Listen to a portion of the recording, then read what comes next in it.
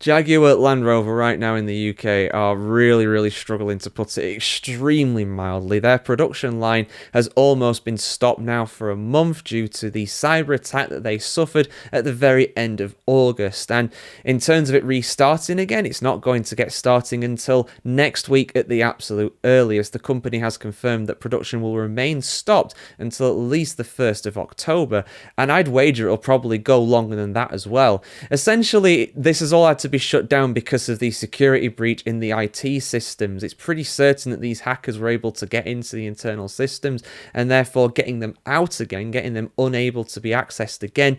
You know, they basically need to beef up their IT systems. They need to test it extensively to make sure that this shouldn't or can't happen again.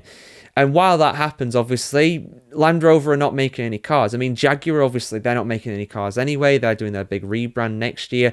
But Land Rover are, I think, in terms of their overall volume, I think they're the largest car maker in the United Kingdom, which is really saying something.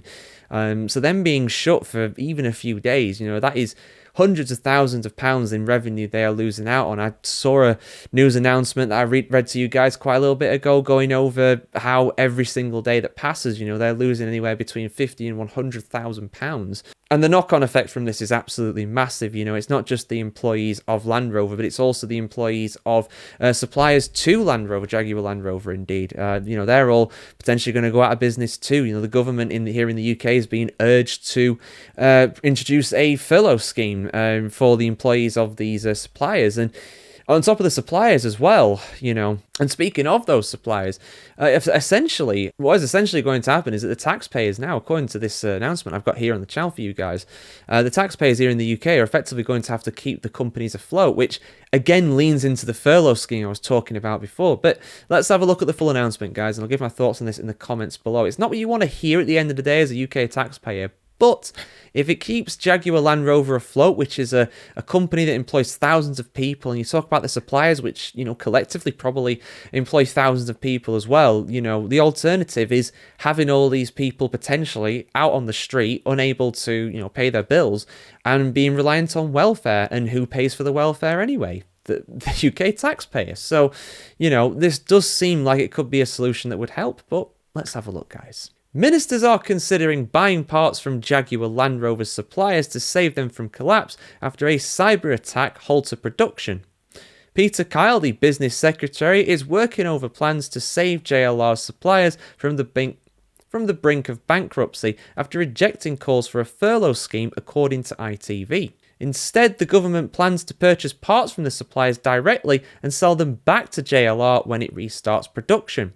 So essentially, they're going to take some stock off them, they are going to hold it, and then they are going to release it to JLR. So the suppliers still get the money they would have got anyway, and JLR still gets the parts they were going to get anyway. And the companies in question can stay afloat, you know, they can survive. But according to other reports, they've already laid off lots of staff. Some companies already laid off half their workforce over this already. I mean, this will help, but a lot of damage has already been done effectively. The car maker halted production at its 3 UK assembly plants based in Solihull, Halewood and Wolverhampton on the 31st of August after a cyber attack knocked out its systems.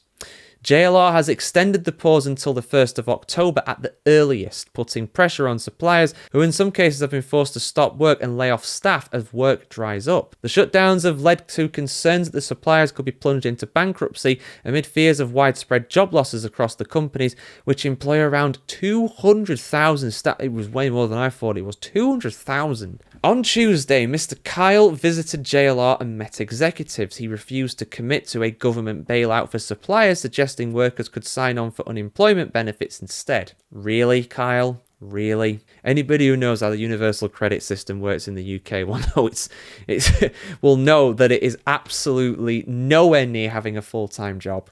Nowhere near.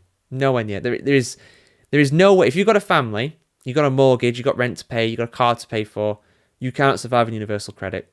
It is impossible. It is impossible. I don't care. The only way you can do it is if you have savings or you have, well, some other kind of income or something, but then universal credit payments go down. Yeah, they can do that, Mr. Kyle, but it's not really the same, is it? JLR has deployed 50 staff to process a backlog of £300 million worth of payments owed to its suppliers in a scramble to save them from insolvency, according to Bloomberg.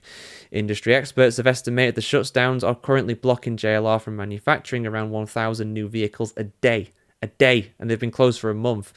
So again, you add that up, 30,000 vehicles, that's massive. And indeed, the cost of this is estimated at around £72 million in lost sales for every day that production and its factories have remained closed so far. And that number will increase. It'll be at least 100 million by the end of this. It has now emerged that JLR may have to carry the full cost of the hack after reports suggested the car maker had no cyber insurance policy in place at the time of the attack. Oh my god. Remember what I said a few weeks ago when I said about companies not really caring about their internal IT systems? I can rage about this for a long time. I've worked in that industry. These executives do not give a about that. And this proves it. This proves it. And it's the people at the bottom that suffer. It's the suppliers that suffer. Not the board. Not the board. No, they won't suffer for this. They should, but they won't. The company was negotiating the policy through its insurance broker, Lockton, but had failed to finalise a deal when it was attacked, the insurer reported. I mean, cyber attacks aren't new, and you definitely should have got something in place, especially after what happened to Marks and Sparks a few months back as well. For those that aren't aware, Marks and Spencer's got hacked as well earlier this year, and they had to close their IT systems for 2, 3, 4 months, I think it was in the end, which was very detrimental to them. But they have brick and mortar stores that they can still do business with. You know, they didn't go under because of it. JLR's a bit different though. They're in a much bigger predicament. JLR and Lockton declined to comment. Shock. The government also declined to comment.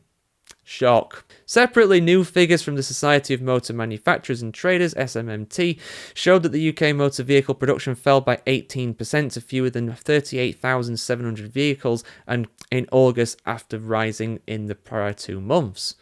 So in September, it's going to be even worse, surely. Production of hybrid and battery vehicles rose by more than 2/5 from a year earlier, with the sector accounting for 45% of all units built, the second highest share on record. The figures don't include the impact of the cyber attack on JLR, which will likely to be evident in September's data, as I just said. Craziness, absolute craziness. I mean, you reap what you sow at the end of the day. You don't buy insurance and you get done. You kind of got only yourself to blame at that point. And like I said, it's the people at the bottom. They're going to foot the bill, you know.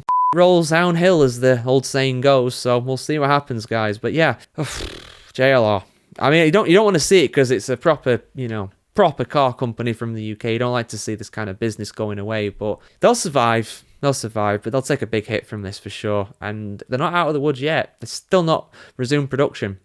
That's going to come at some point, but when? Who knows at this point? If you want more updates from this, hopefully some more positive ones on the way in October, keep it tuned to the channel, guys. Have a fantastic day wherever in the world today, and see you soon.